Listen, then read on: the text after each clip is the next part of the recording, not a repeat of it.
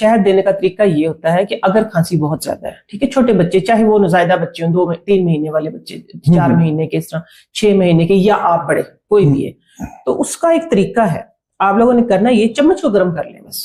Okay, चम्मच गर्म कर लिए, इतनी सी उसके अंदर आपने क्या करना है कि 1 चम्मच, जो बड़ी चम्मच है उसके अंदर आपने हनी डाल देना है। यानी वो उसका मकसद कहने का ये है कि वो सिर्फ उस चम्मच के टेम्परेचर जितना गर्म होगा। ओके, ठीक है, उसको आपने मिक्स कर लिया, साथ में सिर्फ 2 बूंद अदरक की जूस की डाल दें। अदरक का जूस, अदरक पीस के उसी वक्त कूट के थोड़ी सी अदरक डाल दें, क्योंकि हमारी जो नानी अम्मा थी, हमारी अम्मी थी, हमारे बड़े बूढ़े जो भी थे, वो यही तरीका इलाज होता था उनका। और थोड़ी सी, क्या कहूँ कि चुटकी का चौथा हिस्सा काली मिर्च।